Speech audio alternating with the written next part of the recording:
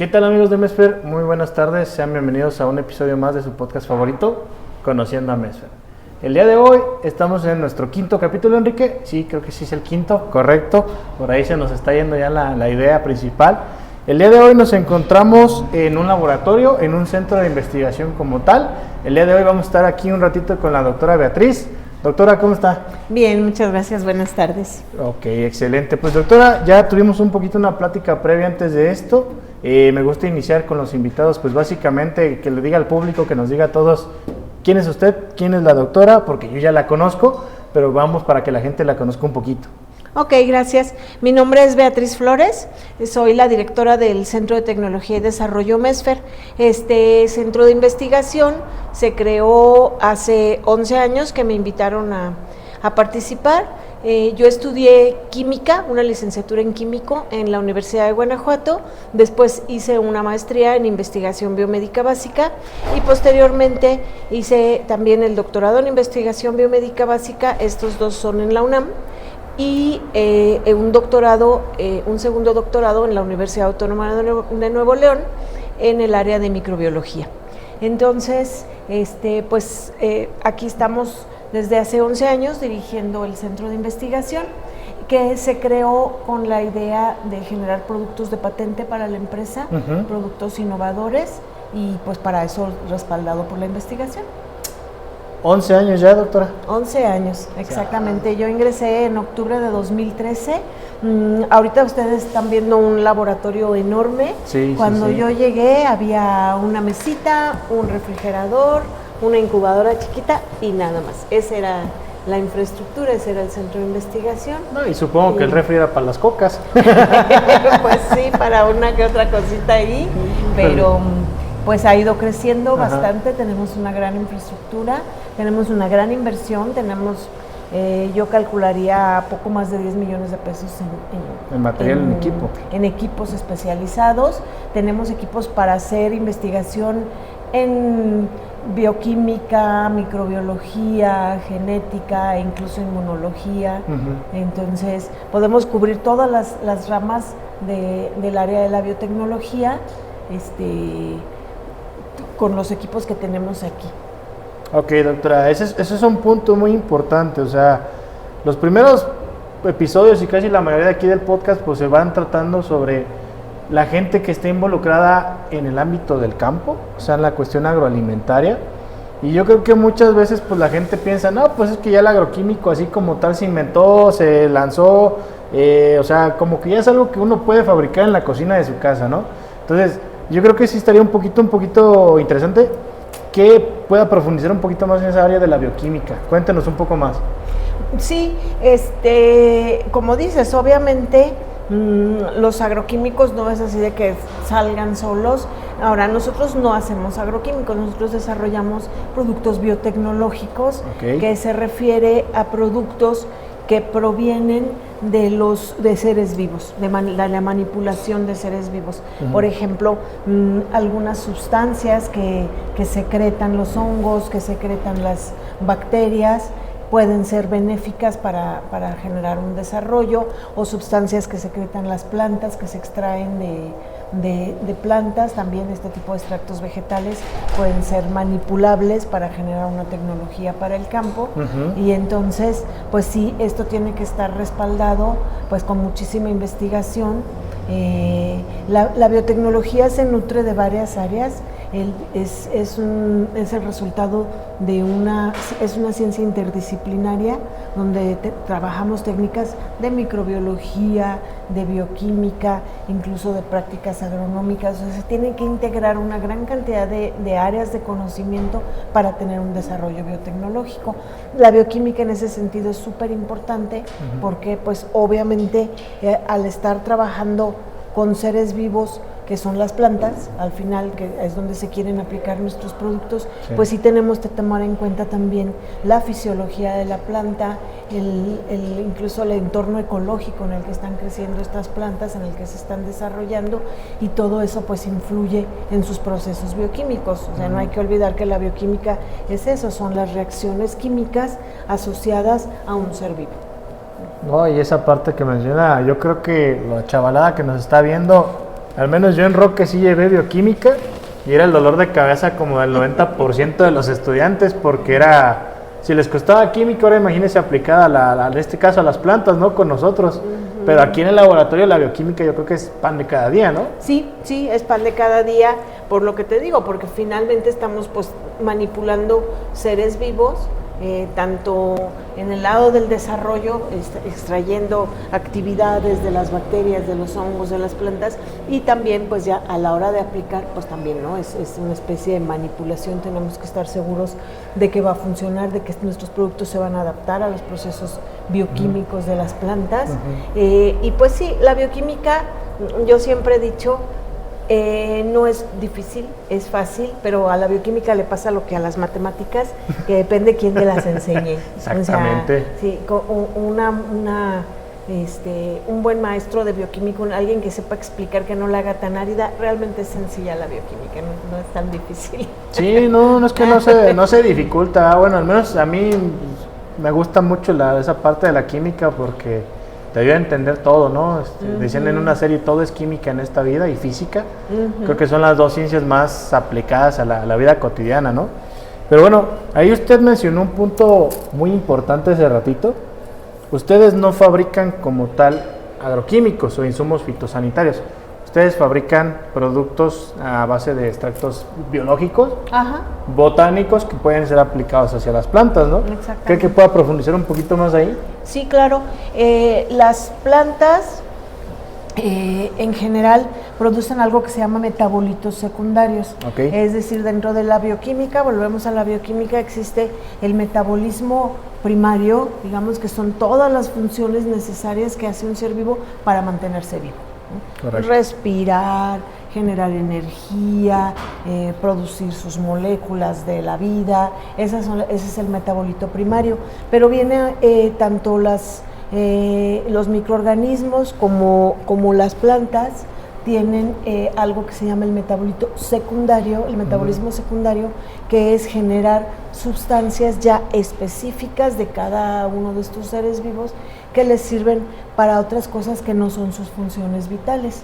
Entonces, por ejemplo, en el caso de las plantas, un gran grupo de metabolismos secundarios, de metabolitos secundarios, son los fenoles y flavonoides, por ejemplo, ¿no? Que son una gran cantidad de moléculas. Se han detectado alrededor de 10,000 de este tipo de moléculas en diferentes plantas que les ayudan a una serie de funciones, contender con el estrés, aguantar la luz ultravioleta, funciones que no son vitales, pero que les proporcionan cierto diferencial en su entorno ecológico, que les ayudan a resistir enfermedades, a ahuyentar a sus depredadores de las plantas. Entonces, eso es el metabolismo secundario. Entonces, lo que nosotros hacemos es, de determinadas plantas, elegir los metabolitos secundarios que pudieran convertirse mediante un tratamiento tecnológico en un producto ya desarrollado, en una biotecnología que pueda ser aplicada en el campo. Entonces, pues es lo que hacemos literalmente, estudiar el metabolismo secundario de algunas plantas y elegir aquellos metabolitos que pudieran tener una actividad biológica en los cultivos, y entonces a partir de ahí desarrollamos los productos. Fíjese que ese es un punto, ya le vamos a dar aquí a los chavos la respuesta, ¿no? de su primera clase de bioquímica. Es un punto muy cierto. Las plantas trabajan para producir 3 cosas: lípidos, carbohidratos, aminoácidos, que después son proteínas, ¿no? Esos son los metabolitos primarios, lo que usted nos mencionaba hace ratito. Después ahí vienen los elementos benéficos o los elementos esenciales, que son los 17, 18 que nos enseñan en la escuela. Esos realmente forman entre un 3 y un 2% de la composición de una planta, y lo demás viene siendo agua y estos metabolitos. Pero un punto que yo he estudiado mucho a veces cuando me pongo a hacer así investigaciones, hay plantas que no sintetizan esos metabolitos secundarios. Entonces, supongo que usted ya tiene identificadas qué plantas pueden dar cierto metabolito que puede favorecer a las plantas, ¿no? Un ejemplo claro y clásico de agronomía: cuando las plantas secretan ciertos tipos de hormonas para atraer a insectos polinizadores o repeler otro tipo de insectos, ¿no? Ahí está el ejemplo de una planta que está sembrada en un cierto espacio, y esa planta a través de sus raíces sintetiza ciertos compuestos fenólicos que alejan y no permiten que otra planta se se establezca cerca, ¿no? O sea, digamos, ¿podría darnos un ejemplo como de qué planta se está trabajando en ese aspecto? Sí, mira, lo que tú acabas de describir es lo que se conoce como alelopatía. Eso, mero. Entonces, las plantas sí producen cosas, metabolitos que les convienen, ¿no? En determinada situación. Y sí, efectivamente, hay una gran variedad de metabolitos. No todas las plantas hacen todos los metabolitos. Hay muchos metabolitos que son específicos de una especie y solo esa especie los hace. Entonces, nosotros trabajamos elegimos trabajar con plantas silvestres endémicas del país. ¿Por qué? Para poder tener al alcance las plantas creciendo en su hábitat natural, porque también va a depender mucho de dónde cultives tú una planta, los metabolitos que va a generar. Sí. Entonces, obviamente para nosotros es importantísimo, si elegimos una planta, voy a decir chile, por ejemplo, ¿no? Que hay algunos productos biotecnológicos con el extracto de chile o ya con la capsaicina. Si yo me llevo esta planta de chile a otro lado, a lo mejor ya no va a producir la misma cantidad de metabolitos que a mí me interesan, porque va a haber cambiado su entorno ecológico. Entonces nosotros trabajamos principalmente pues con plantas endémicas para trabajarlas desde su origen natural, desde donde están las plantas, ¿no? Sí, yo creo que ese es un ejemplo práctico, ¿no? O sea, el chile, ¿no? Decían en mi rancho que si un chile no picaba era porque salía pues, del otro lado, ¿no? O sea, por poner un mal ejemplo, pero es por eso que usted dice, hay veces que las condiciones donde se siembra esa planta o donde está establecida o el sistema de producción no permiten o no favorecen que la planta libere capsaicina, que a final de cuentas pues es un mecanismo de defensa contra ciertos insectos.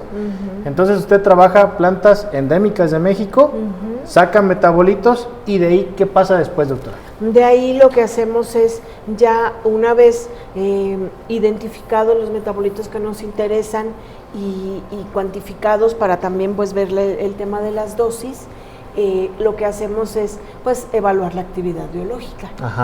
No sé si estamos buscando un metabolito antifúngico, por ejemplo, entonces pues tenemos una colección de hongos fitopatógenos y ya primero, este tipo de trabajo tiene 3 etapas. La primera etapa es in vitro, que in vitro quiere decir en vidrio, literalmente, o sea, es como in vitro es en vidrio en latín. Cuando son las cajitas Petri, entonces, ¿no? Exacto, cajas Petri y todo lo que consideremos material de laboratorio, vasitos de precipitados, o sea, mientras estemos a nivel de laboratorio con cajas Petri, con matraces, con pipetas, estamos trabajando in vitro. Entonces, por ejemplo, en el caso del fungicida, pues sí, lo que hacemos es en cajas de Petri con medio de cultivo, ponemos ahí los hongos fitopatógenos y vemos si es afectado o no el crecimiento o la esporulación del hongo con el metabolito que estamos probando. Y luego viene una etapa que se llama de ambiente cercano, que es, bueno, ya probé in vitro mi fungicida, ahora quiero probarlo en lo que sería posteriormente su ambiente real. Entonces, esta etapa intermedia, pues es probar en plantas aquí en el laboratorio, en plantas en pequeño, plantas producidas en el laboratorio o en nuestro pequeño invernadero, y ahí pues hacemos nosotros la infección in vitro, o sea, nosotros infectamos a la planta con el hongo y vemos nuestro producto, cómo se comporta ya en la planta, porque es súper diferente, o sea, no podemos asumir que lo que está pasando in vitro es lo que va a pasar in vivo. Ahí empieza ya la etapa de in vivo, ya nos salimos del laboratorio y nos vamos ya a lo que se va a hacer mi especie blanco, por decirlo así. Y luego ya viene la última etapa, que ya son las pruebas en ambiente real, lo que los biotecnólogos llamamos análisis en ambiente real, que ya es irnos al campo a probar ya nuestro desarrollo, ya sea en un invernadero o a cielo abierto, pero ya en ambiente real. Que de todas maneras, cada paso de estos es una aproximación. Finalmente, en cada paso hay que estar haciendo ajustes, hay que estar revaluando, modificando cosas para llegar ya a un producto final. Sí, correcto. Y esa es una parte bien importante, doctora, porque siempre que uno está de afuera, pues lo que platicábamos al inicio del capítulo, ¿no? O sea, la gente cree que el agroquímico nada más es, le echas una cosita que lo pinte rojo, lo envasamos, lo llevamos, ¿no? A veces creen que los extractos literales, yo he visto gente que piensa que nomás licuamos los ajos, los vaciamos en el bote, le ponemos la etiqueta de 300 pesos y lo vendemos, ¿no? Es como que la idea que tiene la gente, francamente, ¿no? Pero un punto que me gustó que mencionó ahorita, yo recuerdo que en mis clases de física, siempre nos decía el profe, tuve un profe muy bueno de física, saludos al profe Pablo, mi tocayo de hecho, él nos decía que nada puede tener un 100% de efectividad. ¿Qué tan cierto es eso? O sea, siempre hay un margen de error, ¿no? Claro, eso es así funciona la naturaleza y la vida en general, ¿no? O sea, realmente no hay procesos, ningún proceso es eficiente al 100%, ninguna extracción, ninguna aproximación, ¿no? de lo que sea, o sea, son aproximaciones teóricas y normalmente los rendimientos, pues yo creo que tenemos un máximo 80%, una cosa así, sobre todo cuando hablamos de procesos biotecnológicos.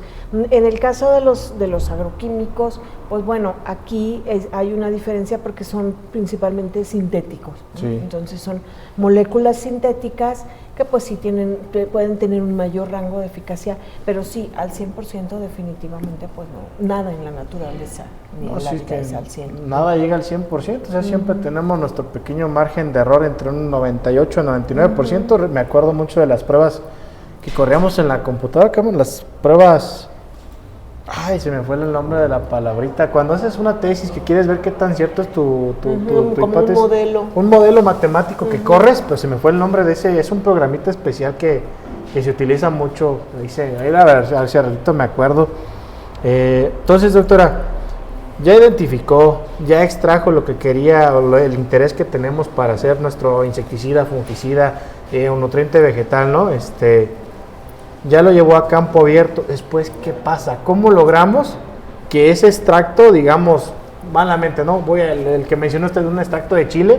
¿Cómo hacemos que ese extracto de chile llegue a la tienda y que el agricultor lo compre y lo pueda utilizar? ¿Qué pasa en ese inter? ¿Qué hay ahí? Exacto. Ahí viene otra etapa importantísima, que bueno que la mencionas, que es ya el diseño del producto comercial, ¿sí? Porque tenemos, sí, como dices, ya el formulado, por llamarlo así, que está funcionando y que funciona bien, pero ya a partir de ahí hay que hacer el diseño ya del producto comercial, y ese diseño incluye, por ejemplo, estabilizantes que nos garanticen una cierta vida de anaquel. Queremos que tenga, no sé, mínimo 2 años, 3, 4 años de vida de anaquel, estabilizantes que lo ayuden a que garanticen que nuestro producto va a ser estable en cierto rango de temperaturas, sobre todo en este tipo de productos que son para el campo. Pues a veces el productor o la persona que lo va a usar compra el bote en la tienda, lo deja en su carro 3, 4 días y aquello se pone súper caliente si anda por allá en una zona caliente, y pues tenemos que garantizar nosotros que el producto va a resistir ciertos rangos de temperatura. De ahí pues no tiene nada que ver con los ingredientes activos, son adyuvantes que se le conocen, es como en el caso de las medicinas, que no sé si se han fijado en todas las cajas, por ejemplo el ácido acetilsalicílico, se me ocurre cualquier ingrediente activo, ¿no? El de la aspirina, y dice vehículos CBP. Sí. Todas dicen vehículos CBP. El CBP quiere decir con bastante para. Eso quiere decir las 3 letritas CBP. Y ese vehículo CBP, yo estuve un tiempo fabricando medicamento veterinario, y son por lo menos 5 sustancias. O sea, tú te tomas una pastilla y te estás tomando el principio activo más 5 o 6 sustancias que componen el vehículo CBP. O sea, por eso es que a mí eso de tomar muchas pastillas, y a veces digo, híjole, porque todo lo que estoy ingiriendo, ¿no? Pero este vehículo CBP son todas las sustancias que van a acompañar a mi ingrediente activo para que, en el caso de medicamentos, por ejemplo, pues para que se libere, y que no se desbarate en el tracto digestivo, que aguante los ácidos del estómago, que se libere racionalmente en la sangre, que conserve su actividad cierto tiempo. O sea, es una cantidad de moléculas, y lo mismo pasa con este tipo de productos agronómicos. Le tenemos tenemos que poner una serie de adyuvantes para garantizar que el producto pues va a aguantar estos cambios de temperatura, va a tener cierta vida de anaquel. Entonces, esta es otra parte que lleva un cierto tiempo, también implica un cierto tiempo de trabajo, de investigación, ya el generar el producto comercial. Sí. Que pues sí viene después del formulado. Sí, sintetizando un poquito lo que nos menciona la doctora, dentro del mundo de los insumos fitosanitarios existen dos tipos de plaguicidas, o bueno, anteriormente se les conocía como plaguicidas, que uno es el plaguicida técnico, que es tal cual el ingrediente activo que necesitamos para hacer el control, y después viene el plaguicida formulado, que ya es cuando se le meten ayudantes, coadyuvantes, estabilizadores, ciertas moléculas que permiten que ese producto llegue a la parte comercial. Más adelantito estaremos haciendo unos capítulos con las personas indicadas para explicarnos un poquito más a eso. Realmente pues yo sé lo básico que tiene que conocer uno dentro de la industria, pero estaría bueno platicar con alguien que nos explique todavía más ese proceso y sobre todo cómo son esa parte de los registros para los plaguicidas, ¿no? Claro. Entonces, ¿usted cuántos productos como tal ha liberado al mercado, doctora? O sea, que haya nacido, dicen por ahí, de su ronco pecho. Ok, desde aquel día hace 11 años que yo llegué y había una mesita y un refrigerador, al día de hoy tenemos ya en el mercado una línea de productos para el campo, de 6, 7 productos. Aparte, pues hemos diseñado un par de productos de uso veterinario, que nos interesó, pues porque sobre todo el mercado agrícola y el ganadero muchas veces van de la mano. Sí, vamos de la mano. Sí, entonces tenemos también formulado también con extractos vegetales un garrapaticida, un medicamento para otitis, que la otitis, bueno, a quien más afecta es a perros, es otitis canina, y a conejos. En criaderos de conejo es un problema más o menos serio este tema de la otitis. Sí. Tenemos algunos productos y entonces, pero para el campo ya tenemos 5 patentes otorgadas y 7 productos que ya se pueden comercializar. Ya producto formulado como tal. Formulados como tal, sí, que ya están. Incluso 5 de ellos ya tienen su registro de COFEPRIS. Los otros 2 pues ahí van porque es un poco lento que otorguen los registros, pero ya están en camino, ¿no? Sí, realmente de lo que ha desarrollado la doctora, he tenido la fortuna de trabajar creo que con los 5, realmente ya los he probado los 5 y son productos bastante interesantes que pues yo creo que hoy en día existe mucho el tabú, o yo he visto mucho el tabú en campo, que la gente sigue muy casada con la parte del agroquímico, o se va ya, hay gente muy extremista que dice, o 100% orgánico, ¿no? Que no quiere meter ni siquiera 1 gramo de cipermetrina, aunque el cultivo se esté muriendo, esté amarillo, esté mal, no quiere meter absolutamente nada que no tenga un registro como tal orgánico, o así se las quieren vender. O sea, realmente, doctora, ustedes en su experiencia, ¿vale la pena meter algo 100% orgánico o es mejor un poquito de esto y un poquito de aquello? Aquí el tema es más de modelo de negocio y de economía. La gente, y es también como una especie de moda, ¿no? La agricultura orgánica, como dices, con registro, o sea, obtener el registro de agricultura orgánica no es fácil. Es carísimo. Es caro, y mantenerlo no es fácil porque hay auditorías constantes. Y entonces, cuando yo voy al mercado y pago 80 pesos por una lechuga orgánica con su sellito de que es orgánica, ¿qué estoy pagando? ¿Por qué estoy pagando tanto dinero por esa lechuga? Estoy pagando la certeza, porque hubo auditorías a ese cultivo, la certeza de que nunca estuvo en contacto con un agroquímico. Y entonces yo, si soy una persona que digo, no, es que yo quiero ser súper sana, así como los veganos o una cosa así, digo, me voy a comer esta lechuga aunque me cueste 80 pesos, porque estoy segura que jamás tocó un agroquímico, y entonces no va a traer ni el más mínimo residuo, deja tú del principio activo del técnico que decías y de todos los ayudantes que finalmente sí van quedándose en el alimento, ¿no? No a niveles alarmantes, algunos de ellos sí, otros no tanto, pero esa es como el tema de la agricultura orgánica. Hay un mercado, hay un cierto sector de la población que quiere pagar estas cantidades de dinero por una lechuga, por unos jitomates orgánicos carísimos, porque quiere tener esa certeza. Ahora, ese es un tema. El otro es lo que se refiere pues al cuidado del ambiente. Sí hemos estado maltratando mucho, sobre todo los suelos agrícolas, con todos estos agroquímicos y contaminando mantos freáticos, contaminando el aire. Por ejemplo, todos los productos nitrogenados, pues parte de este nitrógeno se convierte en gases nitrogenados que van y contaminan el ambiente. Hace muchos años, cuando estuve en el doctorado aquí en Irapuato, en el CIMBESTAB, un compañero del grupo, ahora él está en INIFAP, les estoy hablando de hace, no sé, más de 20 años, estudiaba este tema de los agroquímicos, y él decía, para sostener un ritmo de producción, él estudiaba nitrógeno, potasio y fósforo, los importantes, los macro, y él decía, por ejemplo, de nitrógeno, para mantener el sistema de producción, cada vez hay que ir poniendo más.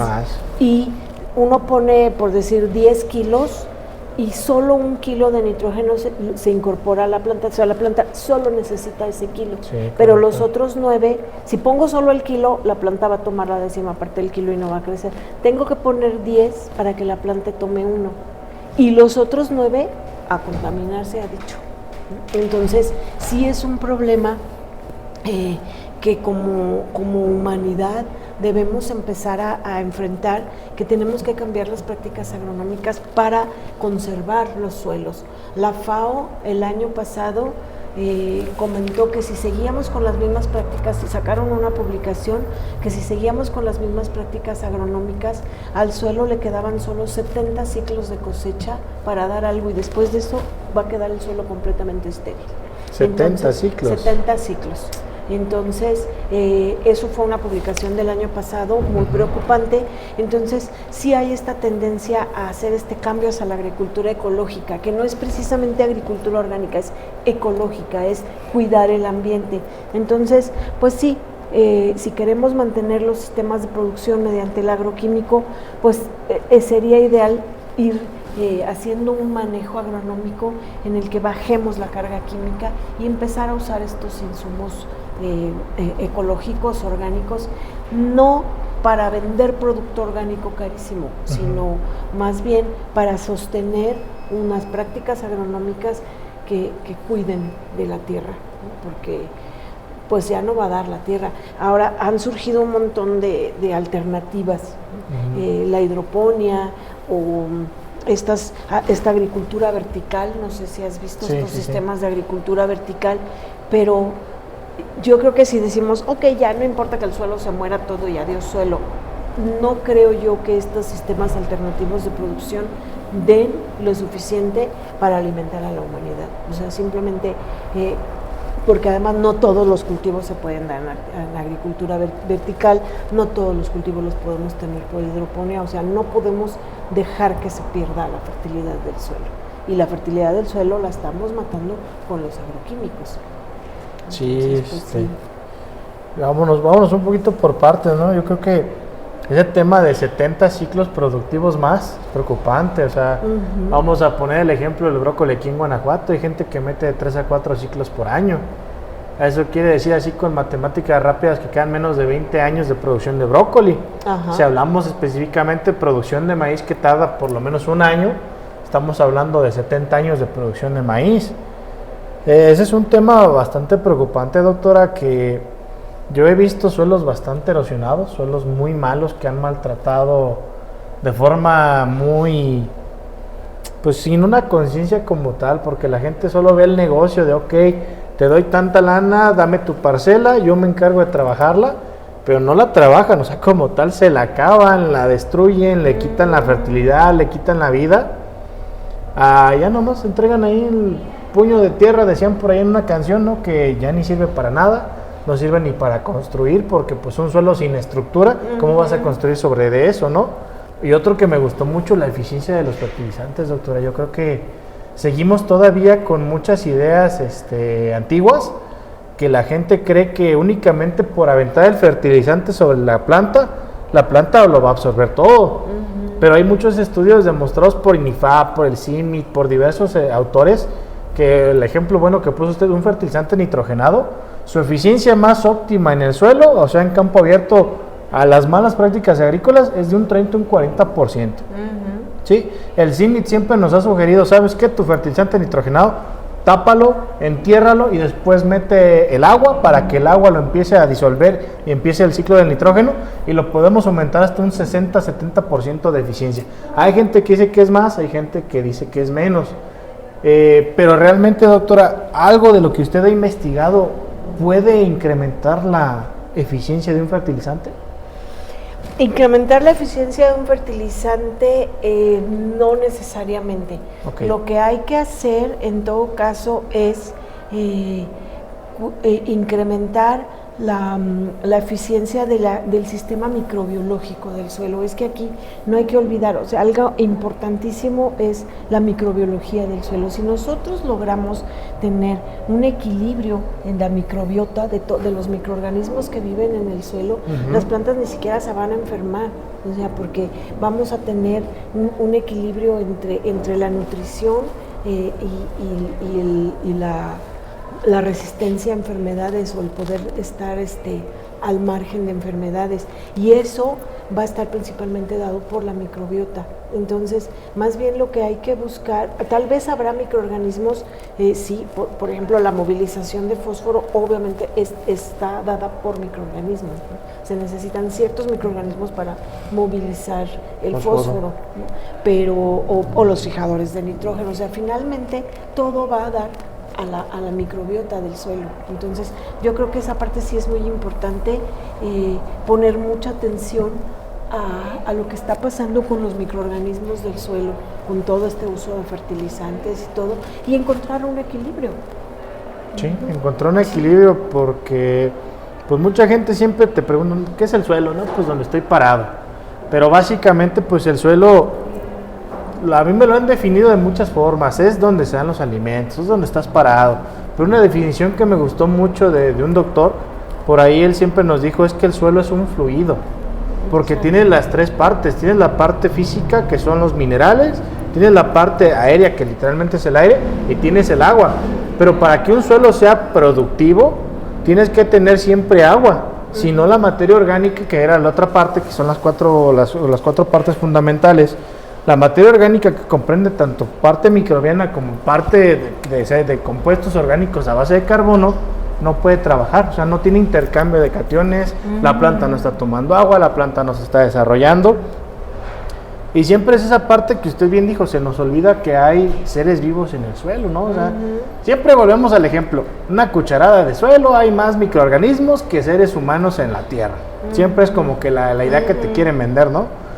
Pero tanto fertilizante, tantas malas prácticas, todavía hay gente que se dedica a quemar la parcela, están acabando con eso. Sí, están rompiendo el equilibrio,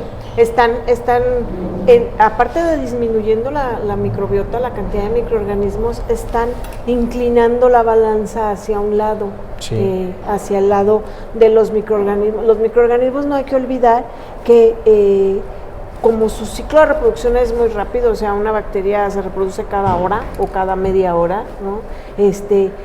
Pueden evolucionar muy rápido, o sea, puedes tener en poco tiempo muchísimas generaciones para que se den procesos evolutivos. En el caso de las bacterias, pues también hay mucho recambio de DNA, o sea, hay una serie de procesos genéticos que hacen que haya una constante adaptación y cambios de la microbiota. Entonces, ¿qué estamos haciendo? Estamos inclinando la balanza hacia microorganismos que tienen que estar aprendiendo, por decirlo así, a vivir en esos ambientes de altas sales, de mucho nitrógeno, de mucho fósforo ahí atorado, de poca materia orgánica, y entonces todos los microorganismos que pudieran ser benéficos, pues sus poblaciones se están rezagando, o sea, se está inclinando la balanza hacia un lado que no le conviene a todo el entorno ecológico del suelo como tal. Entonces, eso es lo que hay que restablecer, el equilibrio entre la microbiota y todo la parte físico-química, como tú dices, los minerales que va a haber ahí y todo,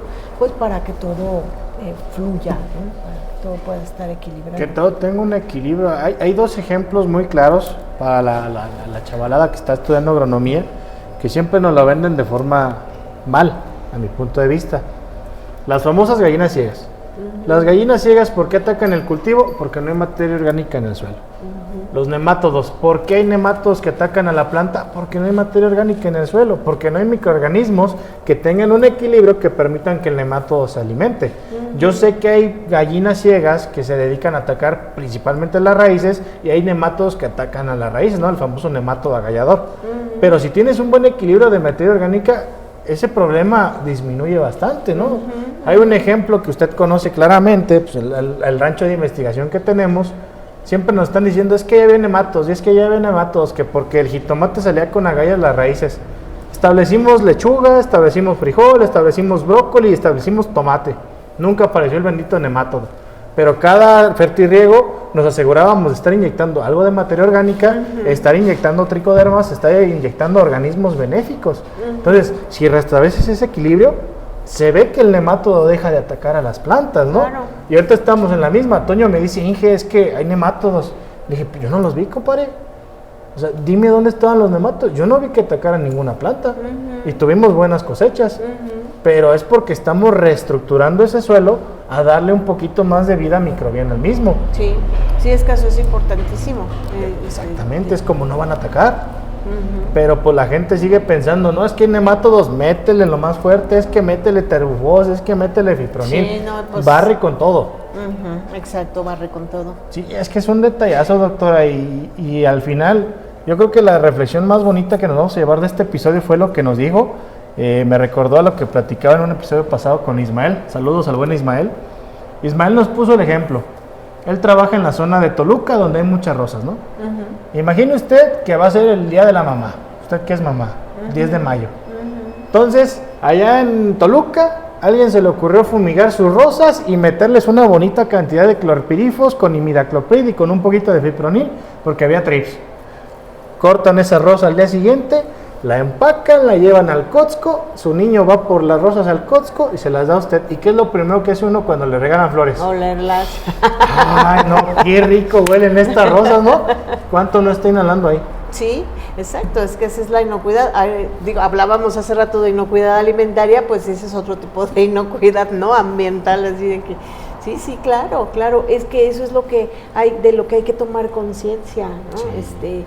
Que estamos arrojando al ambiente y cómo está eso regresándose a nosotros, porque pues estamos en el ambiente todos, ¿no? Sí, somos parte del ambiente. Otro ejemplo, ¿no? ¿Se acuerda de los melones con salmonela en el norte del país? Por regar con aguas negras. Sí, o sea, todo es un ciclo que se va repitiendo y va regresando pues a esto. Pero pues, ¿qué podemos hacer, doctora? O sea, ¿qué nos recomienda hacer usted como investigadora que 11 años ya en esto?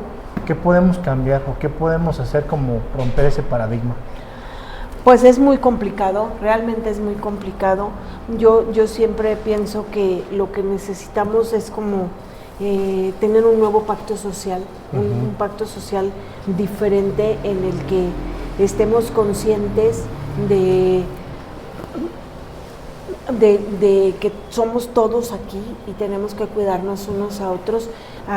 Leí hace poco un ensayo súper interesante, precisamente hablaba de nuevas alternativas para cuidar el ambiente, ¿no? Entonces decía, en este ensayo planteaba que desde la hormiguita, la araña que pisamos para que no nos vaya a picar porque creemos que nos va a picar, hasta las personas que están a nuestro alrededor, que todos debemos ser solidarios unos con otros, la solidaridad era el tema de este ensayo, ¿no? Y decía, es que cuando sintamos esta solidaridad hacia la hormiga, hacia el pez, o sea, considerarlo como nuestros iguales y solidarizarnos con su ser, entonces vamos a poder ver de diferente manera las cosas y ver qué podemos hacer para que todos estemos bien, ¿no? De esa solidaridad se habla.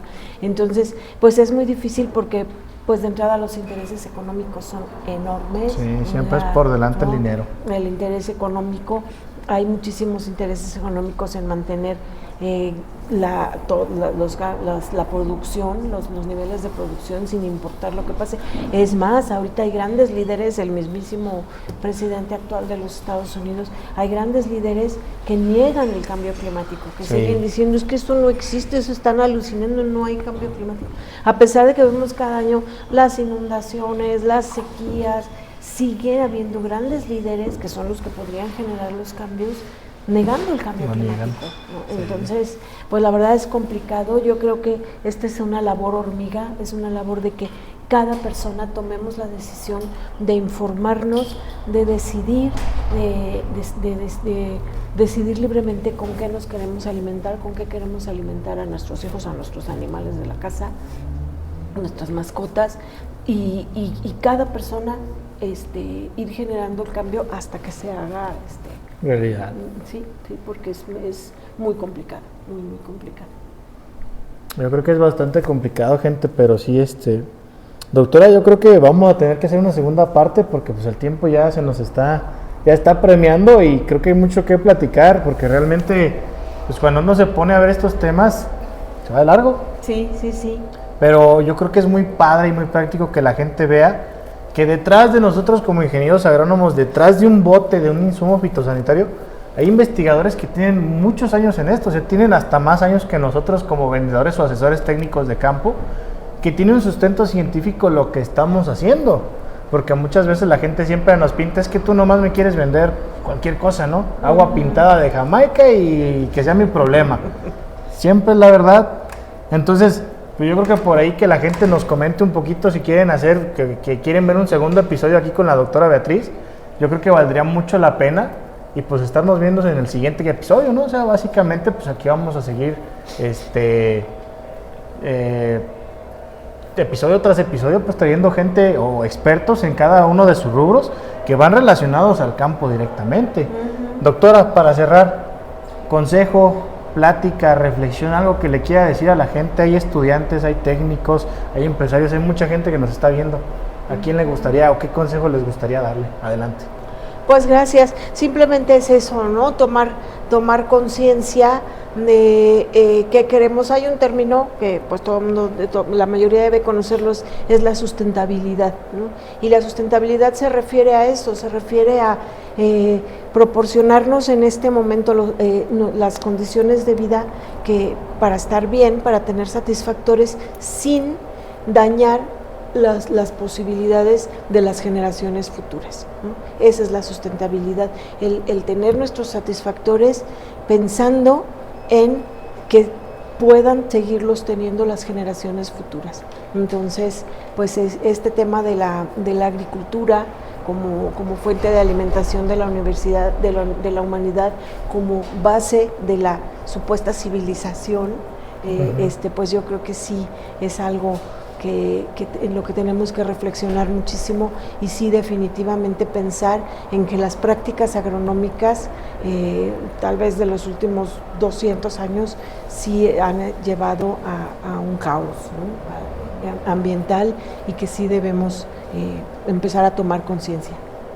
Exactamente, doctora. Nos decían en un último curso que tomé sobre, esta actualización de que ya no son agroquímicos, son insumos fitosanitarios.